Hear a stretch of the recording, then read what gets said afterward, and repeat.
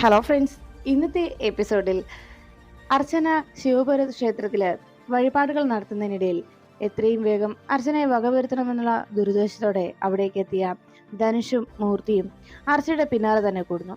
അർച്ചന വഴിപാടുകൾ പൂർത്തിയാക്കുന്നതിനിടയിൽ പെട്ടെന്ന് വീഴാനായി ഒരുങ്ങുന്ന അർച്ചനയുടെ അരികിലേക്ക് മൂർത്തി പറഞ്ഞയച്ച ഗുണ്ടകൾ ഓടിയെത്തി. വീഴാൻ തുടങ്ങുന്ന അർച്ചനയുടെ കയ്യിൽ കടന്നു പിടിച്ചുകൊണ്ട് അവർ ബലമായി അവിടെ നിന്ന് അർച്ചനയെ പിടിച്ചു വലിച്ചുകൊണ്ട് പോകുമ്പോൾ ശശി അനൂപേട്ടനെയും സന്ദീപിനെയും കൂട്ടി ക്ഷേത്ര സന്നിധിയിലേക്ക് എത്തി.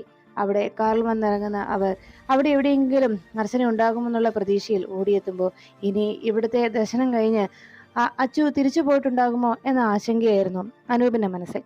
അപ്പോഴേക്കും ശശി പറഞ്ഞു, നമുക്ക് എന്തായാലും ഇവിടെ CCTV ഒക്കെ ഉണ്ടല്ലോ, ചെക്ക് ചെയ്ത് നോക്കാവല്ലോ, അങ്ങനെ അറിയാം അർച്ചന മടങ്ങി പോയിട്ടുണ്ടോ ഇല്ലയോ എന്ന്. അങ്ങനെ പറഞ്ഞുകൊണ്ട് അവർ വേഗം അകത്തേക്ക് ഓടിക്കയറി. ഈ സമയത്ത് അർച്ചനയെ വഴിപാട് പൂർത്തിയാക്കാൻ അനുവദിക്കാതെ അവർ ബലമായി പിടിച്ചു വലിച്ച് കാറിനരികിലേക്ക് കൊണ്ടുപോകുന്നു.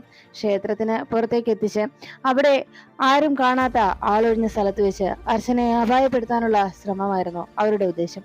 അപ്പോഴേക്കും ശശി അർച്ചനയെ അന്വേഷിച്ച് ക്ഷേത്രത്തിനകത്ത് എല്ലായിടത്തും പരതി. സന്ദീപും അനൂപേട്ടനും അവരും ഓരോ സ്ഥലത്തേക്കായി വഴിതിരിഞ്ഞ് അന്വേഷണം തുടർന്നു. അപ്പോഴാണ് അർച്ചനയെ കാറിനരികിലേക്ക് കൊണ്ടുവന്ന അവിടെയുള്ള ആ മണൽക്കോനയിലേക്ക് അർച്ചന കൈ തട്ടിമാറ്റി നേരെ തെറിച്ചു വീഴുന്നു.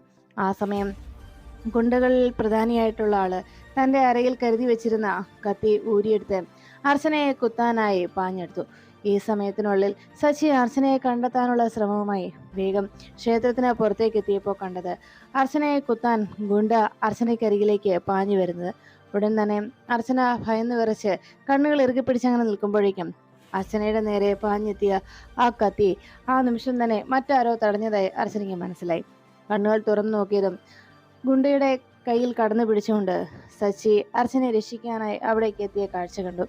അപ്പോഴേക്കും അപ്പുറത്ത് മാറി നിന്ന മൂർത്തിയും ധനുഷും എന്താണ് അവിടെ സംഭവിക്കുന്നതെന്നറിയാനായി വേഗം അവിടെ നിന്ന് ഒളിഞ്ഞു നോക്കി. അപ്പോഴാണ് ഗുണ്ടകൾ ഓരോരുത്തരെയും സച്ചിയും അനൂപേട്ടനും സന്ദീപും ചേർന്ന് മാറി മാറി മർദ്ദിച്ച് അവസരാക്കുന്ന കാഴ്ച കണ്ടത്. അതോടെ മൂർത്തിയുടെയും ധനുഷിന്റെയും ആ ഒരു നീക്കം പാളിപ്പോയി എന്ന് അവർക്ക് മനസ്സിലായി. ഇത്തവണ അർച്ചനയെ അപായപ്പെടുത്താനുള്ള ശ്രമം പരാജയപ്പെട്ടതിന്റെ നിരാശയിൽ ധനുഷും മൂർത്തിയും വേഗം ക്ഷേത്രത്തിൽ നിന്ന് പുറപ്പെട്ടു. അപ്പോഴേക്കും അർച്ചനയെ കൊല്ലാനായുള്ള കൊട്ടേഷൻ ഏറ്റെടുത്തു വന്ന ഗുണ്ടകൾ എല്ലാവരും അവരുടെ വണ്ടിയിൽ കയറി വേഗം രക്ഷപ്പെട്ടു പോകുന്നു. ഈ സമയത്ത് അർച്ചന വഴിപാട് പൂർത്തിയാക്കണമെന്നുള്ള ആഗ്രഹം അതേപോലെ തന്നെ നിലനിർത്തി അർച്ചനയ്ക്ക് ക്ഷേത്രത്തിൽ തന്നെ ഇരിക്കണമെന്ന് സച്ചിയോടും അനൂപേട്ടനോടുമെല്ലാം അറിയിച്ചു. അപ്പോഴേക്കും എന്താണ് അർച്ചനയെ അപായപ്പെടുത്താനായി പോയിട്ട് അവിടെ എന്ത് സംഭവിച്ചു എന്നറിയാൻ അവന്തിക ധനുഷിന്റെ ഫോണിലേക്ക് വിളിച്ചു. വിവരങ്ങളെല്ലാം അറിയുന്ന അവന്തിക ആകെ നിരാശയോടെ തന്റെ മൊബൈൽ ഫോൺ ബെഡിലേക്ക് വലിച്ചെറിഞ്ഞു. അപ്പോഴാണ് സച്ചിയുടെയും അനൂപേട്ടന്റെയും സന്ദീപിന്റെയും അരികിലെത്തിയ അർച്ചന പറഞ്ഞത് തനിക്ക് ക്ഷേത്രത്തിൽ നിന്ന് ഇന്ന് തിരികെ പോരാൻ കഴിയില്ല എന്നുള്ള കാര്യം. ഇന്ന് ഇവിടെ നിന്ന് ഈ വഴിപാട് തനിക്ക് പൂർത്തിയാക്കണമെന്ന് അർച്ചന അവർക്കായി മുന്നിലായി തന്റെ ആവശ്യം അറിയിച്ചു. അപ്പോഴേക്കും നെല്ലിശ്ശേരിയിൽ അർച്ചനയെക്കുറിച്ച് ഒരു വിവരവും അറിയാതിരുന്ന സേതുമാധവന്റെ അരികിലേക്ക് വിവരമറിഞ്ഞ കമലമ്മയും അനഘയും അവിടേക്ക് ഓടിയെത്തി. രണ്ടുപേരും മീരടുത്തേയും കൂടി അരികിലേക്ക് വന്നിട്ട് പറഞ്ഞു, അച്ചുമോളെ അവർ കണ്ടുപിടിച്ചു, അവൾ ശിവപുരം ക്ഷേത്രത്തിൽ തൊഴാൻ പോയിരിക്കുകയായിരുന്നു എന്ന്. ആ വാർത്ത അറിഞ്ഞതോടെ സേതുമാധവന് സന്തോഷമായി. എന്തായാലും ആശ്വാസമായി എന്ന് സേതുമാധവൻ പറഞ്ഞതും സേതുമാധവൻ അതോടൊപ്പം തന്നെ പറഞ്ഞു, എന്തായാലും അർച്ചന ഈശ്വര കടാക്ഷമുള്ള കുട്ടിയാണ്, ഈശ്വരന്റെ കരുണ അർച്ചനയ്ക്ക് ധാരാളമുണ്ട്, അതുകൊണ്ട് അർച്ചനയെ ആർക്കും ഒന്നും ചെയ്യാനാവില്ല, ആരും അർച്ചനയെ അപായപ്പെടുത്തുകയുമില്ല എന്ന് സേതുമാധവൻ അറിയിച്ചു. അപ്പോഴേക്കും സേതുമാധവൻ അങ്ങനെ പറഞ്ഞപ്പോൾ അനഘ പറഞ്ഞു, എന്തായാലും ഏട്ടത്തിയെ കണ്ടെത്തിയല്ലോ ശശിയേട്ടനും അനൂപേട്ടനുമൊക്കെ, അതാണ് ആശ്വാസമായതെന്ന് എല്ലാവരും പറയുമ്പോൾ ആതിര അർച്ചനയെക്കുറിച്ചുള്ള വിവരം സ്റ്റെയറിന് മുകളിൽ നിന്ന് അവർ സംസാരിക്കുന്നത് കേൾക്കുന്നു. അതോടെ അർച്ചനയെ രക്ഷപ്പെട്ടു എന്നറിഞ്ഞതോടെ, അർച്ചനയെ കണ്ടെത്തി എന്നറിഞ്ഞതോടെ ആതിരയുടെ മനസ്സിൽ തെല്ലൊരു ആശ്വാസമുണ്ടായി.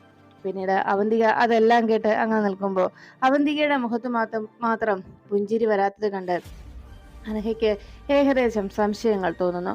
അതിനുശേഷം സച്ചിയും അർച്ചനയും അവിടെ ശിവപുരം ക്ഷേത്രത്തിൽ തങ്ങാൻ തയ്യാറായി. അനൂപേട്ടനും സന്ദീപും മറ്റെല്ലാവരും നിർബന്ധപൂർവ്വം തിരികെ നെല്ലിശ്ശേരിയിലേക്ക് പോകാമെന്ന് പറയുമ്പോൾ അർച്ചന പറയുന്നത്, എനിക്ക് ഇവിടുത്തെ വഴിപാട് പൂർത്തിയാക്കണം അനൂപേട്ട, ഇന്ന് ഇവിടെ വഴിപാട് പൂർത്തിയാക്കാനായിട്ടാണ് ഞാൻ വന്നത്. നിങ്ങളെല്ലാവരും കൂടി വന്നു കഴിഞ്ഞാൽ, അല്ലെങ്കിൽ സച്ചിയേട്ടനോട് ഇക്കാര്യം അറിയിച്ചിരുന്നെങ്കിൽ സച്ചിയേട്ടൻ എന്നെ വഴിപാട് നടത്താൻ സമ്മതിക്കുമായിരുന്നില്ല. അതുകൊണ്ടാണ് ഞാൻ സച്ചിയേട്ടനോട് പോലും പറയാതെ ഇവിടേക്ക് വന്നത്. അതുകൊണ്ട് എൻ്റെ ഈ വഴിപാട് പൂർത്തിയാക്കാൻ അനുവദിക്കണം. ഞാൻ നാളെ രാവിലെ നെല്ലിശ്ശേരി വീട്ടിലുണ്ടാകും എന്ന് അർച്ചന എല്ലാവർക്കും വാക്ക് നൽകുന്നു. അപ്പോഴേക്കും ഉടനെ സച്ചി പറഞ്ഞു, എന്നാ ഒരു കാര്യം ചെയ്യേ, സന്ദീപും അനുപേട്ടനും കൂടി ഇപ്പോൾ വീട്ടിലേക്ക് മടങ്ങിപ്പോയ്ക്കോ, ഞാനിവിടെ അർച്ചനയ്ക്ക് കൂട്ടായി നിന്നോളാം എന്ന് അർച്ചനയെ അനൂപിനോട് ശശി അറിയിച്ചു. അത് കേട്ടതും അനൂപ് പറഞ്ഞു, എന്നാ ശരി, ഇപ്പോ കണ്ടില്ലേ, ഇവിടെ നമ്മളെ അപായപ്പെടുത്താനായി എത്തിയ ആളുകളെ കണ്ടതല്ലേ എന്ന് സന്ദീപ് ചോദിച്ചു. അതുകൊണ്ട് ഏട്ടത്തി, ഇനിയും ഏട്ടത്തി ഇവിടെ കഴിയുന്നത് സുരക്ഷിതമല്ല, അതുകൊണ്ടാണ് ഞങ്ങൾ പോകാമെന്ന് പറയുന്നതെന്ന് സന്ദീപ് നിർബന്ധപൂർവ്വം അറിയിക്കുമ്പോൾ അർച്ചന പറഞ്ഞു, ഇല്ല സന്ദീപേ, എനിക്കൊരു ആപത്തും വരില്ല, എനിക്ക് ഭഗവാൻ കാവലുണ്ടാവും, അതെനിക്ക് ഉറപ്പാണ്. അതുകൊണ്ട് നിങ്ങൾ എന്നെ ഓർത്ത് ബുദ്ധിമുട്ടണ്ട, എന്നെ ഓർത്ത് സങ്കടപ്പെടുകയും വേണ്ട, അതുകൊണ്ടാണ് നിങ്ങളോട് പൊയ്ക്കൊള്ളാനായി ഞാൻ പറഞ്ഞതെന്ന് അർച്ചന എല്ലാവരോടുമായി അറിയിച്ചു. അത് കേട്ടതും സന്ദീപും അനൂപേട്ടനും കൂടി ആകെ വിഷമത്തോടെ അർച്ചനയോട്, എന്നാൽ ശരി ഞങ്ങൾ പൊയ്ക്കോളാമെന്ന് പറഞ്ഞ് യാത്ര പറഞ്ഞ് അനൂപും സന്ദീപും അവിടുന്ന് മടങ്ങി.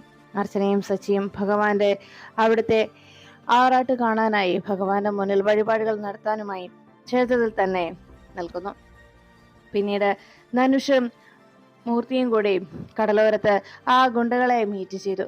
അവിടെ വന്ന് ധനുഷ് എല്ലാവരോടുമായി ദേഷ്യപ്പെട്ടു. ആദ്യം ആ ഗുണ്ടകളിൽ പ്രധാനിയായിട്ടുള്ളവന്റെ കർണം പുകച്ചുകൊണ്ട് ധനുഷ് പറഞ്ഞു, ഈ അടി ഞാൻ മൂർത്തിക്ക് തരേണ്ടതാണ്. എനിക്കറിയാം, ഇവൻ ബ്ലാക്ക് ബെൽറ്റോ കരാട്ടയോ മറ്റോ ഒക്കെ ആണെന്നല്ലേ എന്നോട് പറഞ്ഞത്. എന്നിട്ട് എന്തായി? ആ അർച്ചനയെ ഒന്ന് അപായപ്പെടുത്താൻ പോലും കഴിഞ്ഞല്ലോ. തനിച്ചവളെ കിട്ടിയിട്ട് ആർക്കും ഒന്നും ചെയ്യാൻ സാധിച്ചില്ല. അപ്പോഴാണ് ഇനി മറ്റെല്ലാവരുടെയും കൂടെ അവൾ നിൽക്കുമ്പോൾ. അതുകൊണ്ട് ഒരു കാര്യം ഞാൻ പറഞ്ഞേക്കാം, എനിക്ക് അവളുടെ ജീവൻ എടുക്കാൻ നേരിട്ട് ചെന്ന് എനിക്ക് സാധിക്കത്തില്ലാഞ്ഞിട്ടല്ല, മറിച്ച് നെല്ലിശ്ശേരിയിൽ സേതുമാധവന്റെയും നന്ദന്റെയും ഒക്കെ മുന്നിൽ നേർക്കുനേർ നിന്നുകൊണ്ടുള്ള ഒരു യുദ്ധത്തിന് ഞാൻ തയ്യാറെടുത്താൽ ഞാൻ അവിടെ ഉണ്ടാക്കിയെടുത്ത ഒരു ക്ലീൻ ഇമേജ് അത് നഷ്ടമാവും. ഒരു പാവത്താൻ ഇമേജ് എനിക്ക് നഷ്ടമാകും. അതുകൊണ്ട് മാത്രമാണ്, ആ ഒരു ഇമേജിന് കോട്ടം വരാതിരിക്കാനാണ് ഞാനിത് നിങ്ങളെ ഏൽപ്പിച്ചത്. എന്തായാലും അതിനി യാതൊരു പ്രസക്തിയുമില്ല. ഉടനെ തന്നെ ഞാൻ അതിന് വേണ്ട കാര്യങ്ങൾ ചെയ്തോളാം. ഇനി എന്താ വേണ്ടെന്ന് എനിക്കറിയാം. ഇനി ആരുടെയും സഹായം എനിക്ക് വേണ്ട. ഞാൻ ഇനി ആ ക്ലീൻ ഇമേജ് തന്നെ മുന്നിൽ വെച്ചുകൊണ്ട് നടക്കാൻ ആഗ്രഹിക്കുന്നില്ല. അവിടെയുള്ള ഓരോന്നിനെയും ഞാൻ തന്നെ വകവരുത്തിക്കോളാം. എനിക്കറിയാം എന്താ ചെയ്യേണ്ടതെന്ന് എന്ന് പറഞ്ഞുകൊണ്ട് ധനുഷ് എല്ലാവരോടും പൊയ്ക്കോളാനായി പറഞ്ഞു. മൂർത്തി, ഇനി ഒറ്റ ഒരെണ്ണത്തിനെ ഇവിടെ കണ്ടുപോകരുത്, എല്ലാത്തിനെയും പറഞ്ഞു വിട്ടേക്ക് എന്ന് ദേഷ്യത്തോടെ ധനുഷ് മൂർത്തിയോടും പറയുന്നു. അവസാനം വിഷമത്തോടെ ധനുഷ് പറഞ്ഞതെല്ലാം കേട്ട് മൂർത്തിയാകെ നിരാശയോടെ തൻ്റെ കൂടെ വന്ന എല്ലാവരെയും നോക്കി ആകെ വിഷമത്തോടെ നിന്നു.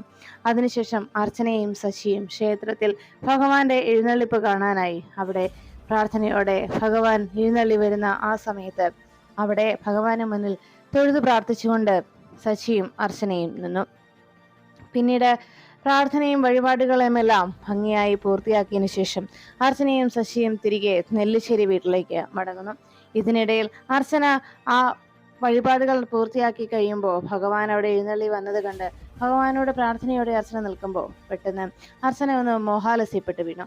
ശശി വേഗം അർച്ചനയെ താങ്ങി പിടിച്ച് വേഗം തന്നെ ശശി അവിടുന്ന് അർച്ചനയെയും കൂട്ടി നേരെ സന്ധ്യ ഡോക്ടറുടെ ഹോസ്പിറ്റലിലേക്ക് എത്തി. ഡോക്ടർ പ്രാർത്ഥിക്കുന്നതിനിടെ അവിടെ പരിശോധിക്കുന്നതിനിടയിൽ അർച്ചനയുടെ ബ്ലഡ് ടെസ്റ്റ് നടത്താൻ കൂടി സന്ധ്യ ഡോക്ടർ തീരുമാനിച്ചു. അങ്ങനെ ടെസ്റ്റുകൾ നടത്തി കഴിയുമ്പോൾ അർച്ചനയുടെ ടെസ്റ്റുകളിൽ നിന്ന് ഒരു കാര്യം സന്ധ്യ ഡോക്ടർക്ക് വ്യക്തമാകുന്നു. അർച്ചന ഗർഭിണിയായിട്ടുണ്ട് എന്നുള്ള സത്യാവസ്ഥ അതിനോടകം മനസ്സിലാക്കിയ സന്ധ്യ ഡോക്ടർ ശശിയോട് ആ സന്തോഷ വാർത്ത അറിയിച്ചു. അതോടൊപ്പം ശശിയോട് ഒരു കാര്യം കൂടി സന്ധ്യ ഡോക്ടർ ഓർമ്മപ്പെടുത്തി. ശശി, അർച്ചനയുടെ ടെസ്റ്റ് റിസൾട്ട് കിട്ടിയെന്നത് സത്യമാണ്. അതിൽ നമുക്ക് സന്തോഷിക്കാനുള്ള കാര്യമുണ്ടോ എന്നതും സത്യം തന്നെ. പക്ഷേ ഒരു കാര്യം നിങ്ങൾ സൂക്ഷിക്കണം. ഇപ്പോൾ ഈ സന്തോഷ വാർത്ത മറ്റാരുടെയും കാതുകളിൽ എത്തിക്കരുത്. അവരുടെ കാതുകളിൽ ഈ സന്തോഷ വാർത്ത എത്തിയാൽ ഉണ്ടാകാൻ പോകുന്ന ഭവിഷ്യത്ത് അത് വളരെ ഭയാനകമായിരിക്കും. അതുകൊണ്ട് തന്നെ ആ വീട്ടിൽ തന്നെയുള്ള ശത്രുവിനെ കുറിച്ച് നിങ്ങൾ മറന്നു പോകരുത്. അതുകൊണ്ട് അർച്ചനയ്ക്കും ശശിക്കും കുഞ്ഞ് ജനിക്കാൻ പോകുന്നു എന്നുള്ള ഈ സന്തോഷം തൽക്കാലം ഒരു 6 മാസത്തിനുള്ളിൽ എന്തായാലും അർച്ചനയ്ക്ക് കാര്യമായിട്ടുള്ള മാറ്റങ്ങളൊന്നും ഉണ്ടാവില്ല.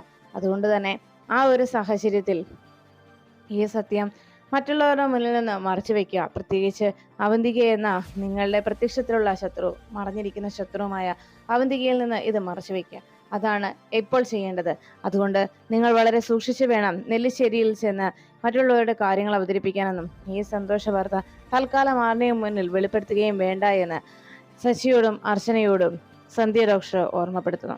അങ്ങനെ തന്നെ ചെയ്യാമെന്ന് ശശി വാക്ക് നൽകി അർച്ചനയും കൂട്ടി അവിടെ നിന്ന് ശശി പുറപ്പെട്ടു. അങ്ങനെ ശശിയും അർച്ചനയും അവിടെ നിന്ന് ഹോസ്പിറ്റലിൽ നിന്ന് നേരെ നെല്ലിശ്ശേരിയിലേക്ക് എത്തുന്നു. അർച്ചനയുടെ വരവ് പ്രതീക്ഷിച്ച് കാത്തിരുന്ന സേതുമാധവൻ വളരെ സന്തോഷത്തോടെ അർച്ചനയുടെ അരികിലേക്ക് എത്തി. മോളെ, അച്ഛന് ഒത്തിരി സന്തോഷമായി. എത്രയോ നേരം, എത്രയോ മണിക്കൂർ മോളെ കാണാതായതിന്റെ ടെൻഷനിലായിരുന്നു ഇവിടെയുള്ളവരെല്ലാവരും. എന്തായാലും മോൾക്ക് ആപത്തൊന്നും സംഭവിച്ചില്ല എന്നറിഞ്ഞതോടെ മനസ്സിന് വല്ലാത്തൊരു ആശ്വാസം തോന്നി. മോളെ കണ്ടതോടെയാണ് അച്ഛൻ ഇപ്പോൾ സമാധാനമായത് എന്ന് സേതുമാധവൻ അറിയിച്ചു. അപ്പോഴേക്കും അർച്ചന എല്ലാവരോടുമായി പറഞ്ഞു, ആരും പേടിക്കണ്ട, എനിക്ക് കുഴപ്പമൊന്നുമില്ല.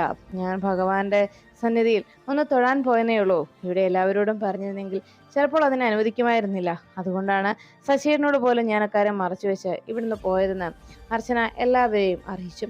അതിനുശേഷം അർച്ചന നേരെ അകത്തേക്ക് പോകുമ്പോൾ അവന്തികയുടെ അർച്ചനയുടെ നേരെയുള്ള നോട്ടം അർച്ചനയ്ക്ക് മനസ്സിലായി. തന്നെ അപായപ്പെടുത്താൻ ക്ഷേത്രത്തിൽ അങ്ങനെ ഒരു അറ്റംപ്റ്റ് ഉണ്ടായത് അതിന് പിന്നിൽ അവന്തിക തന്നെയാണ് എന്ന് കൃത്യമായ ബോധ്യത്തോടെയും അർച്ചന ദേഷ്യത്തോടെയും അവന്തികയെ ഒന്ന് നോക്കി മുകളിലേക്ക് കയറിപ്പോയി. അതിനുശേഷം അവന്തിക നേരെ അർച്ചനയെ കാണുവാനായി തക്കം പാർത്ത് റൂമിലേക്ക് എത്തുന്നു. അർച്ചന അവന്തിക അരികിലേക്ക് എത്തിയതും അർച്ചന ചോദിച്ചു, ഇനി എന്തിനാ എൻ്റെ പിന്നാലെ നിങ്ങൾ വന്നത്? എന്നെ അപായപ്പെടുത്താനും എൻ്റെ ജീവൻ ഇല്ലാതാക്കാനും ഒക്കെ നിങ്ങൾ ശ്രമിച്ചു. ഇതിനൊക്കെ മറുപടി എനിക്ക് തരാൻ അറിയാൻ പാടില്ലാഞ്ഞിട്ടോ, ഇതിന്റെ സത്യാവസ്ഥ ഈ വീട്ടിലുള്ളവരോട് മുന്നിൽ വെളിപ്പെടുത്താൻ കഴിയാഞ്ഞിട്ടോ അല്ല, മറിച്ച് ഒരു 6 മാസം ഞാൻ നിങ്ങൾക്ക് തരികയാണ്. ഈ 6 മാസത്തിനുള്ളിൽ നിങ്ങൾക്ക് നന്നാവാനുള്ള ഒരവസരം. അതിനുള്ളിൽ നിങ്ങൾ നന്നാകുന്നില്ല എന്നുണ്ടെങ്കിൽ ഇനി നിങ്ങൾക്ക് മുമ്പത്തെ പോലെ ഈ വീട്ടിൽ താമസിക്കുന്നതിന് വേണ്ടിയുള്ള അവസരം ഞാൻ ഒരുക്കില്ല. ഇനിയും എല്ലാ സത്യവും മറ്റുള്ളവരിൽ നിന്ന് ഞാൻ മറച്ചു വെക്കില്ല. ഇനി നിങ്ങൾ കാണിച്ചു കൂട്ടുന്ന വൃത്തികേടുകൾ എന്താണെങ്കിലും അത് ഞാൻ എല്ലാവർക്കും മുന്നിൽ വെളിപ്പെടുത്തിയിരിക്കും എന്ന് അർച്ചന അവന്തികയെ ഭീഷണിപ്പെടുത്തുന്നു. എല്ലാം കേട്ട അവന്തിക കലിയോടെ അർച്ചനയെ നോക്കി. നിന്റെ ഭീഷണി എൻ്റെ നേരെയാണോ? ഞാൻ നിന്റെ ഭീഷണിക്ക് മുന്നിൽ അങ്ങനെ ഭയന്ന് വിറച്ച് നിൽക്കുന്നവളൊന്നും അല്ല എന്ന അഹങ്കാരത്തോടെ അവന്തിക പറഞ്ഞു. ഈ ഒരു 6 മാസം തന്നെ എനിക്ക് ധാരാളമാണ്. നിന്നെ ഞാൻ ഇവിടുന്ന് പടിയിറക്കി വിടും. നീ നോക്കിക്കോ അർച്ചനെ എന്ന് മനസ്സിൽ പറഞ്ഞുകൊണ്ട് അവന്തിക കലിയോടെ അർച്ചനയെ നോക്കുന്നു.